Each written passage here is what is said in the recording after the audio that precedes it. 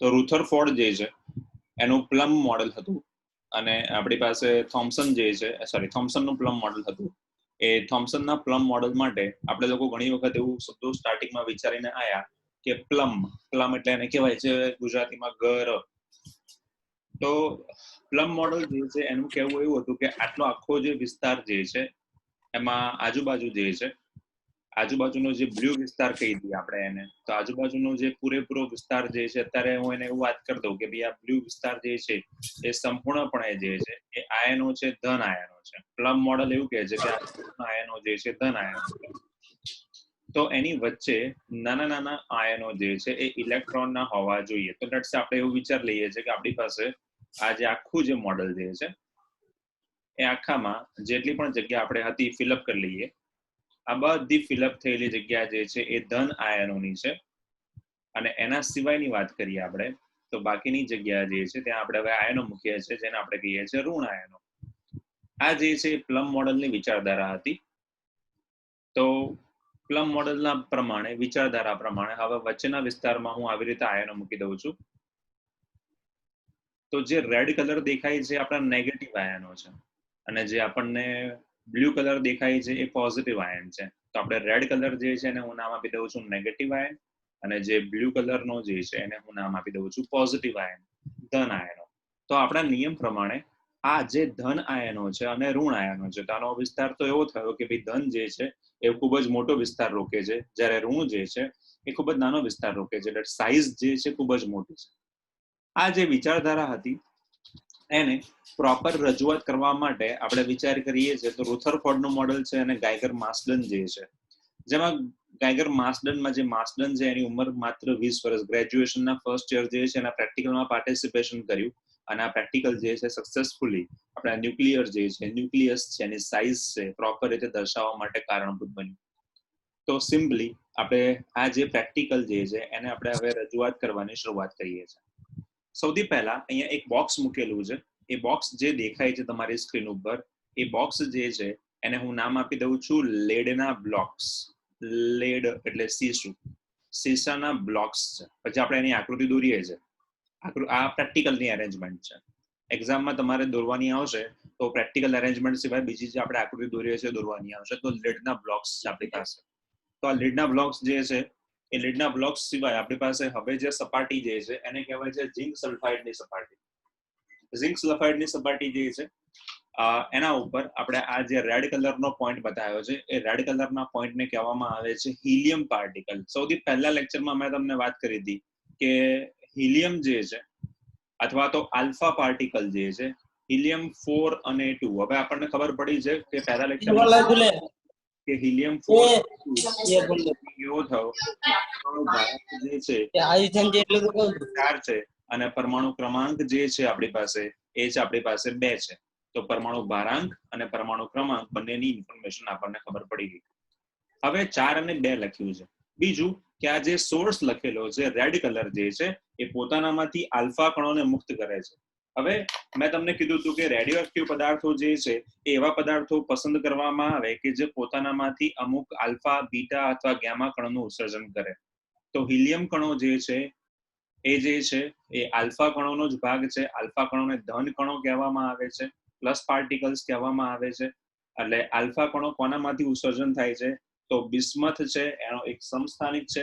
સમસ્થાનિક એટલે આપણને ખબર પડી ગઈ છે કે જેના સ્થાન જે છે એમાં આપણે સમસ્થાનિકમાં ભૂતકાળમાં વાત કરી ચૂક્યા છે કે ભાઈ કાં તો આઇસોટોપ હોય, કાં તો આઇસોમર હોય, કાં તો આઇસોટોન હોય, કાં તો આઇસોબાર હોય. તો આવા 4 અલગ અલગ સ્વરૂપ છે. એમાંથી આ એક બિસ્મથનો આઇસોટોપ છે જેમાં પરમાણુ ભારાંક છે 214 છે અને પરમાણુ ક્રમાંક જે છે 83 છે. જે પોતાનામાંથી રેડિયોએક્ટિવ પદાર્થ છે. રેડિયોએક્ટિવ પદાર્થો જ પોતાનામાંથી આલ્ફા, બીટા કે ગામાનું ઉત્સર્જન કરશે. આપણે રેડિયોએક્ટિવ માટે આના પછીનું ચેપ્ટર ન્યુક્લિયસ વિશે વધારે ડિટેલમાં ચર્ચા કરીએ. તો રેડ કલરનો પોર્શન જે બિસ્મથ છે જે પોતાનામાંથી આલ્ફા કણો જે છે એનું ઉત્સર્જન કરે છે. આ જે સ્ક્રીન મૂકેલી છે બ્લુ કલરનું રાઉન્ડ જો ભાગ દેખાય છે એકદમ નજીક હશે, જેને કહેવામાં આવે છે ઝિંક સલ્ફાઇડની સ્ક્રીન, ZNS સ્ક્રીન. ઘણી વખત એમસીક્યુમાં પૂછાય છે કે આ જે સ્ક્રીન પસંદ કરવામાં આવે છે એ ZNS સ્ક્રીન કહેવામાં આવે છે. આ ઝેડએનએસ સ્ક્રીન જે છે એનું બીજું એક નામ છે જેને કહેવામાં આવે છે સ્કિન્ટિલેશન સ્ક્રીન. સ્કિન્ટિલેટ થવું એટલે અથડાઈને સ્પાર્ક આપવો, સ્કિન્ટિલેટેડ સ્ક્રીન. તો સ્કિન્ટિલેટ થવું, તો સ્કિન્ટિલેટ નો મીનિંગ એવો થાય કે એની સાથે અથડાયા પછી એ પોતે એમાંથી પ્રકાશ ઉત્પન્ન કરે છે. તો સ્કિન્ટિલેટ સ્ક્રીન. હવે એને આપણે જ્યારે રજૂઆત કરીશું હમણાં આની પ્રોપર એરેન્જમેન્ટ દોરીશું ત્યારે આપણે આ જે સ્ક્રીન છે ને એની પાછળ ફરી શકે એવું માઇક્રોસ્કોપ મૂકેલું હોય. અને માઇક્રોસ્કોપ કેવું હોય કે આપણે જેવું અહીંયાથી આ આલ્ફા કણ આપાત થશે અને જ્યારે સ્ક્રીન પર અથડાશે ને ત્યારે સ્પાર્ક ઉત્પન્ન થશે. સ્પાર્ક જે છે એ પાછળ જે છે મૂકેલું માઇક્રોસ્કોપ છે અને એમીટર છે એ એની હાજરીની નોંધ લઈ લે છે. એટલે આપણને ખબર પડશે કે ભાઈ અહીંયા કણ અથડાયું. તો અહીંયા આટલી વાત થઈ ઝેડએનએસ સ્ક્રીનની વાત થઈ. જે બોક્સ મૂકેલો છે એની પાછળના ભાગમાં લાઇનસર આપણે વાત કરીએ તો બ્લોકની અંદર નથી, અહીંયા આવી રીતે છે. અહીંયા બોક્સ છે ફ્રન્ટમાં અને પાછળ જે છે અહીંયા હિલિયમ કણ છે. તો પાછળ જે છે એ હિલિયમ કણ મૂકેલો છે, સીસાના બ્લોકમાંથી પસાર કર્યો છે. સૌથી પહેલો ક્વેશ્ચન થાય આપણને કે આપણે હિલિયમ કણ કેમ પસંદ કર્યો, પછી લેડના બ્લોક કેમ પસંદ કર્યા, પછી વચ્ચે એક તમને યલો કલરનું દેખાય છે એને કહેવામાં આવે છે ગોલ્ડ ફોઇલ. એની સાઇઝની પણ વાત કરીએ છીએ આપણે. તો હિલિયમ કણ જે છે એનો પસંદ કરવાનું મુખ્ય કારણ એક જ છે કે હિલિયમ કણ જે છે એ ભારે છે, હેવી પાર્ટિકલ્સ છે. તો પૂછાય છે હિલિયમ કણ જે છે આલ્ફા કણ છે એનો ઉપયોગ શું છે, તો કે ભાઈ હેવી છે અને બીજું કે સૌથી વધારે ઉર્જા ધરાવે છે. તો એની ઉર્જા વધારે છે અને ભારે પણ છે, સાઇઝ ના નીચે પાછી.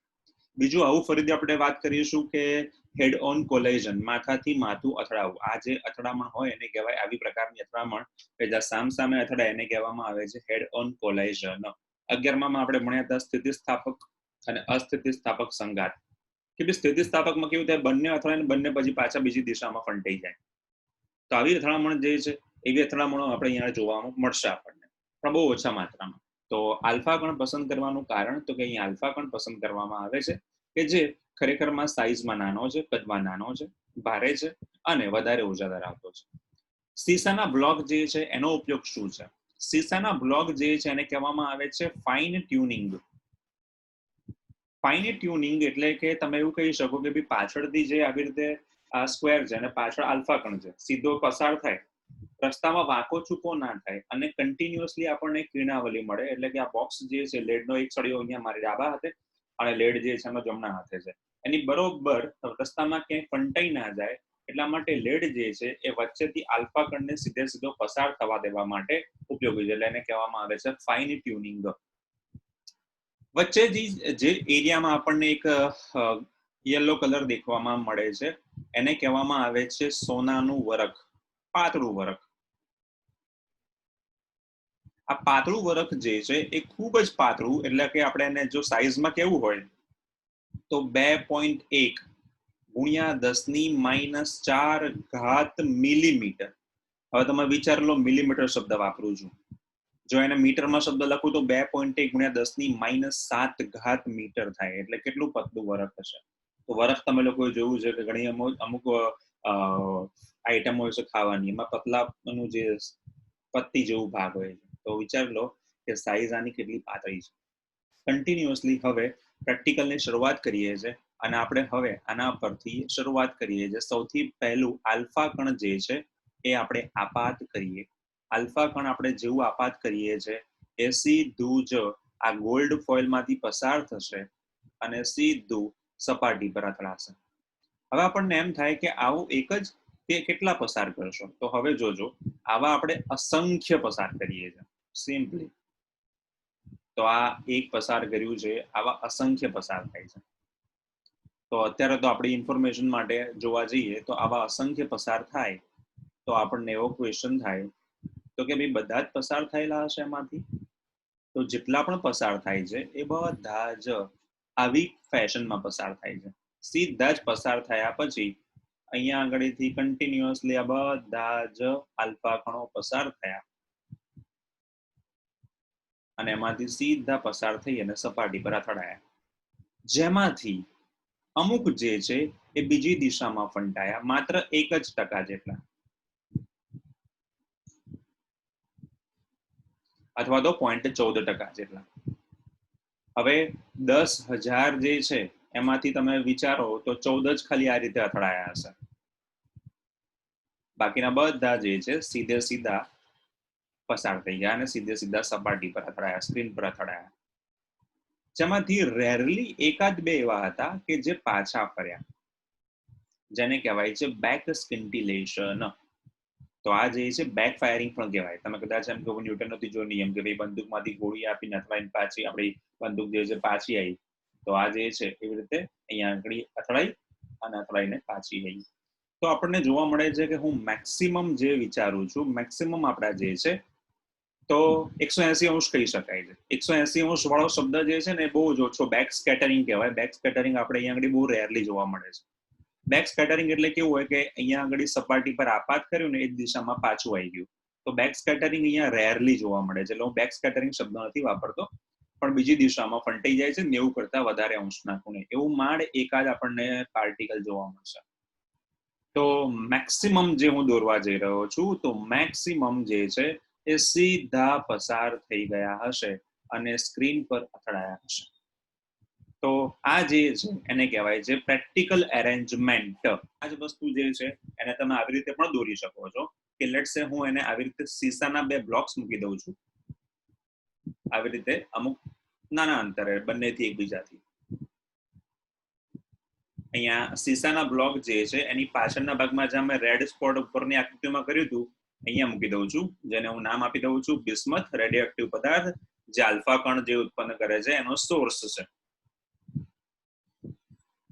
જેમાં આ પાતળું વરખ જે છે એ મૂકી દઈએ છે અને બંને વરખ જે છે એને આવી રીતે આપણે કન્ટિન્યુઅસ વરખ છે અને એમાંથી આપણું આ જે સ્ક્રીન જે છે એને આવી રીતે બનાવી દઈએ છે ZNS સ્ક્રીન, જેને કહેવામાં આવે છે ડિટેક્ટર અથવા તો માઇક્રોસ્કોપ મૂકી દઈએ છે. તો આ જે છે આપણી પાસે ZNS સ્ક્રીન, જેના ઉપરથી આપણે જે આલ્ફા પાર્ટિકલ અથડાવવાનું છે એને માપવાનું છે.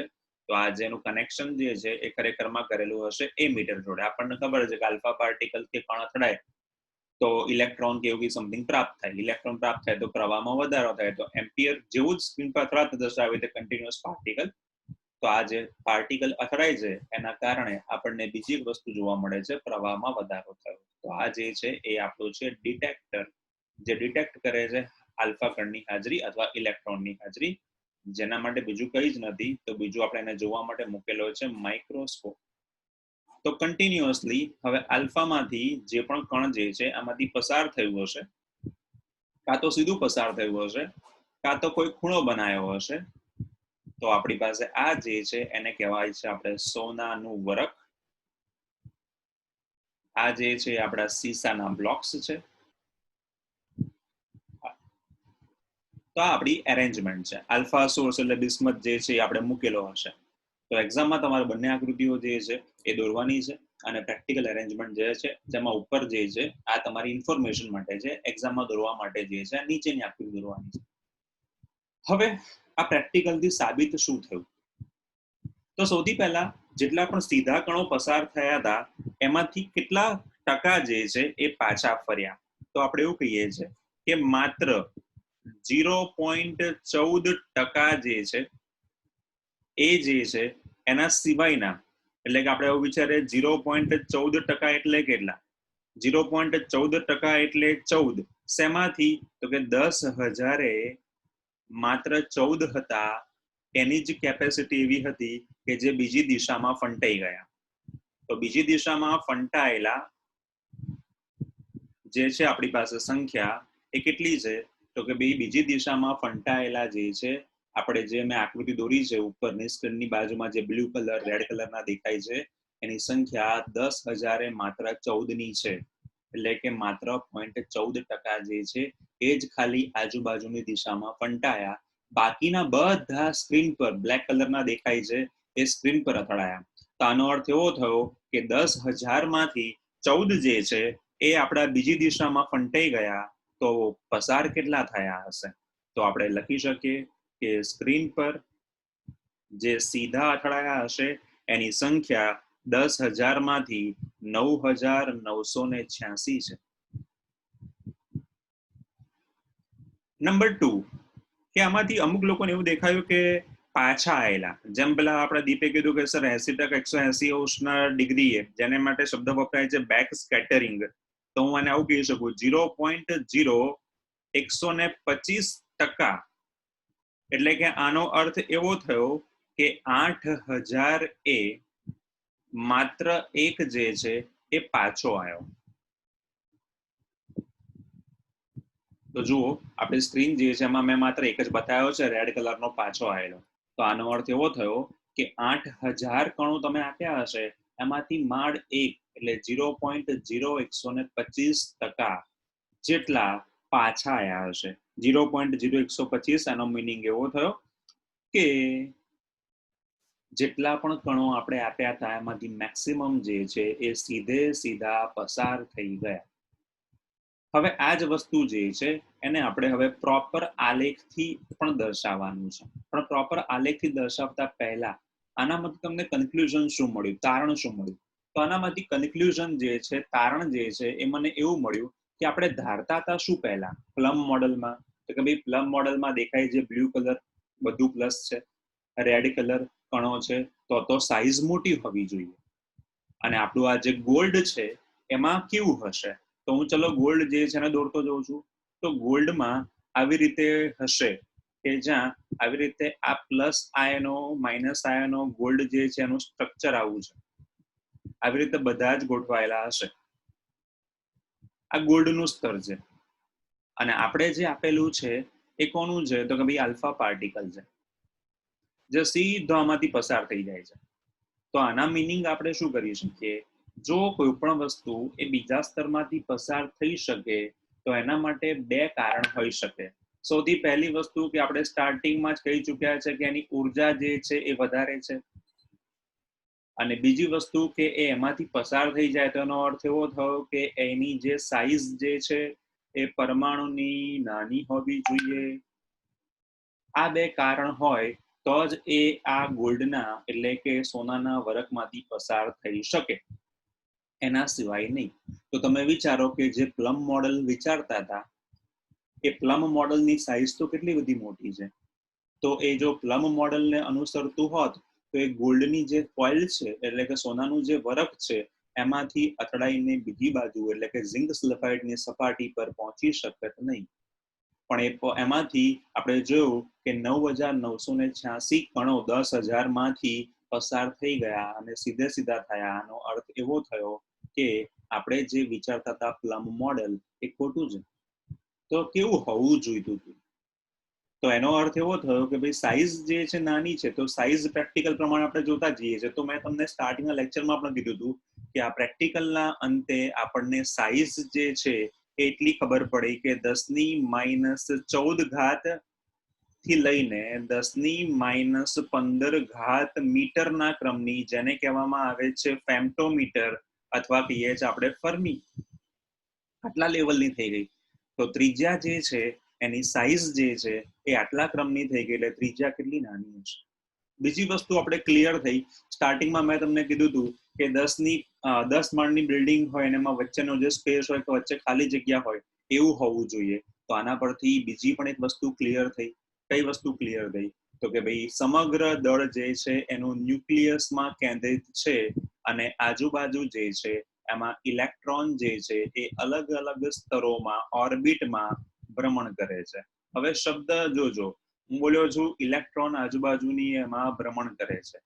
ભ્રમણ કરવું જરૂરી છે. ભ્રમણ ના કરે અને સ્થિર હોય તો આનો મિનિંગ એવો થયો કે બંનેમાં ન્યુક્લિયસ છે એનું બળ, આકર્ષણ બળ પ્રબળ છે, એટલે બધા ઇલેક્ટ્રોન આજુબાજુના જે છે એને ન્યુક્લિયસ પોતાની તરફ ખેંચી લે આકર્ષણ બળથી. એટલે આનાથી બીજી પણ એક વસ્તુ ક્લિયર થઈ. સૌથી પહેલી વસ્તુ ખબર પડી કે એની ત્રિજ્યા, એની સાઈઝ એ ફેમ્ટોમીટરના ક્રમનો છે. બાકીની જગ્યા આજુબાજુની જે છે એ માત્ર ને માત્ર ખાલી છે. એનું સમગ્ર દળ જે છે એ ન્યુક્લિયસમાં કેન્દ્રિત છે. અને ઇલેક્ટ્રોન જે છે એ તેની આસપાસ, શબ્દ અત્યારે લખું છું, વલયાકાર માર્ગે ભ્રમણ કરે છે. આવી વસ્તુઓ જે છે એ રુથરફોર્ડના મોડલથી લોકોએ વિચારી ઓકે રુથરફોર્ડનું મોડલ જે છે આટલી હદ સુધી સાચું પણ હતું, પણ રુથરફોર્ડનું મોડલ જે છે એ ઘણી બધી વસ્તુઓ જે છે એ સમજાવવામાં નિષ્ફળ ગયું હતું. એટલે આપણે એના પછી એક નવા મોડલ પર જઈશું જેને આપણે લાસ્ટ ટાઈમ ચર્ચા કરી હતી, શબ્દ વાપર્યો હતો, જેને આપણે કહીએ છીએ બોહર મોડલ. હવે બોહર મોડલ પછી આપણી પાસે મેં તમારા માટે બીજો એક શબ્દ મૂકેલો છે અહીંયા આગળ. કયો? તો કે ભાઈ હવે આપણી પાસે આકૃતિ મુક્ત જોઉં છું, તો એ તમે જોતા જજો ભાઈ. હવે આકૃતિ જે છે એની વાત કરો. Just a minute.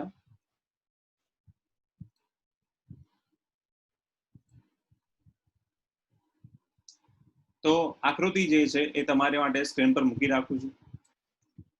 સૌથી પહેલા બાકીનો ભાગ જે છે એ કાઢીએ આપણે, તો આપણને આકૃતિ જે છે કે સમથિંગ આવી જોવા મળે છે કે જ્યાં હું 0, 20, 40, 60, 80 અને 100 છે.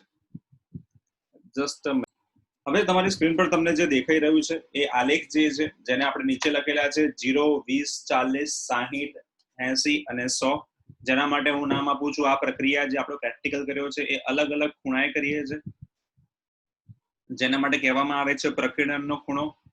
પ્રકીર્ણન એટલે આપાત ખૂણો.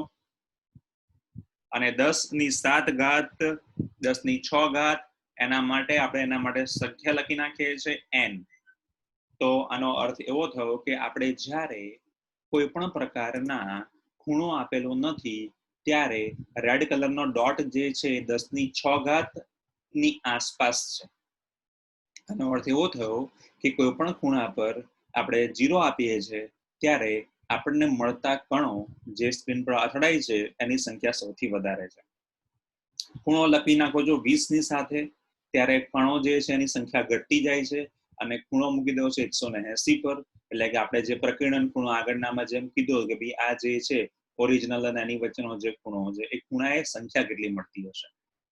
તો આપણે અલગ અલગ ખૂણા ચેક કરતા જઈએ છીએ. તેનો અર્થ એવો થયો કે આપણા આપાત અંશના ખૂણે 0 પર આપણને મેક્સિમમ અણુઓ જે છે એ સ્કિન્ટિલેશન સ્ક્રીન પર અથડાય છે.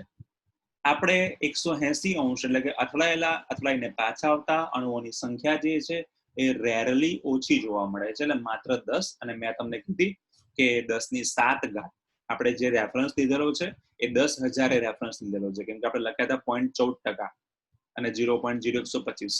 પણ જો આ સંખ્યા 10⁷ હોય તો માંડ આપણને 10 ઇલેક્ટ્રોન જે છે એ મળે છે. કયા થયેલા? બેક સ્કેટર થયેલા, એટલે પાછા પોતાના રસ્તા પર આવેલા. તો આ જે છે બધા જ પોઈન્ટ્સ જે છે એને આપણે જોડતા જઈએ છીએ તો આપણને આવું પ્રાપ્ત થાય છે, જેને આપણે કહી દઈએ છીએ આલેખ. અલગ અલગ ખૂણા પર મળતા અણુઓ, અલગ અલગ ખૂણા પર મળતા આપણા આયનોની સંખ્યા. તો આ આયનો જે છે એના ખૂણાઓનો ઢાળ જે છે વક્રાકાર છે, એટલે જેમ જેમ તમે ખૂણો વધારતા જશો એમ એમ મળતા અણુઓની સંખ્યા જે છે એ ઘટતી જાય છે. તો આ જે કે આ જે કણ એમાંથી પસાર થઈ ગયા જેની પાસે વધારે ઉર્જા હોવી જોઈએ, અને વધારે ઉર્જા હોય તો એની પાસે બીજું તો શું હોવું જોઈએ? તો આ કણ જે છે એની પાસે વધારે ઉર્જા હોય તો એના માટે આપણે લોકો બીજું પણ એક સૂત્ર લખી શકીએ છીએ કે જેના માટે હું એક શબ્દ લખું કે એના માટેનું લાગતું બળ, કે હિલિયમ પાસે 4 અને 2 છે. તો આનો અર્થ એવો થયો કે જેમાં પ્રોટોનની સંખ્યા અને ઇલેક્ટ્રોનની સંખ્યા લખતા જઈએ આપણે, તો સૂત્ર જે છે એમાં સૌથી પહેલા Q1 લખું છું જેની પાસે 2 ઇલેક્ટ્રોન છે, અને Q2 લખું છું જે સોનાના વરખ છે એની પાસેનો પરમાણુ ક્રમાંક અને ઇલેક્ટ્રોનની સંખ્યા. તો એના માટે હું શબ્દ લખી નાખું છું Ze.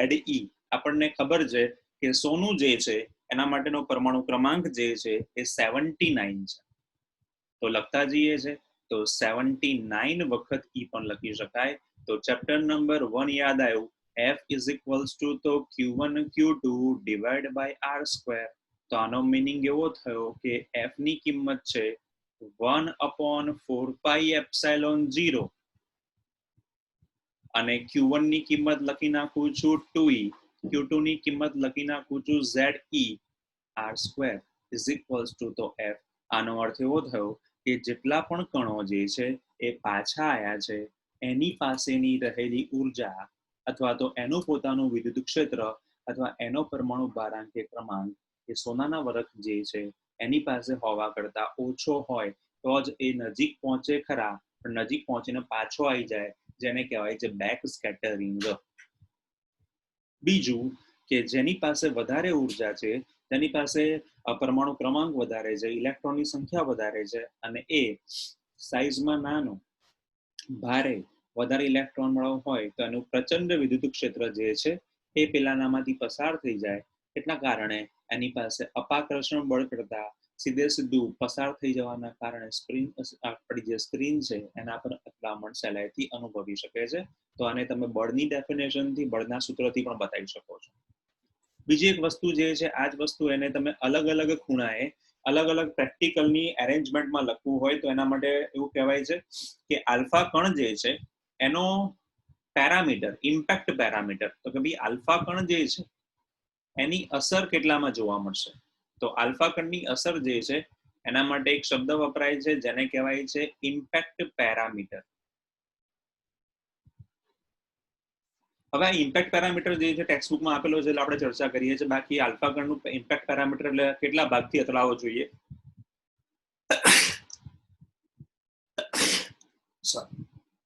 તો આપણે એવું કહીએ છીએ કે આલ્ફા કણમાંથી અમુક કણો જે છે એ આવી રીતે બીજા માર્ગે ફંટાઈ જાય છે, અમુક જે છે સીધા માર્ગે જાય છે આવી રીતે. તો આલ્ફા કણ જે છે એને અલગ અલગ દિશા જે છે એનાથી આપણે આપાત કરીએ છીએ ત્યારે બે ક્રમિક કણ વચ્ચેનું આ જે અંતર છે બી, એને કહેવાય છે ઇમ્પેક્ટ પેરામીટર, જેને કહેવામાં આવે છે પ્રારંભિક વેગ, જેને આપણે એને u0 કહીએ છીએ. અને પ્રારંભિક વેગનો સદિશ એને કહેવાય છે u0 નો સદિશ. અને બીજી એક વસ્તુ જેને કહેવામાં આવે છે ન્યુક્લિયસનું કેન્દ્ર. આ બે વસ્તુઓ સૌથી મહત્તમ છે. આનો અર્થ એવો થયો કે જે 180 અંશે પાછા આયા હશે એની વચ્ચે કયા પ્રકારની અથડામણ થઈ હશે, તો એની વચ્ચે થઈ હશે હેડ ઓન કોલિઝન, એટલે કે માથાથી માથાની અથડામણ અથડાઈ હોય તો એ પાછો આવી શકે. તો આવી વસ્તુઓ જે છે એને કહેવામાં આવે છે ઇમ્પેક્ટ પેરામીટર.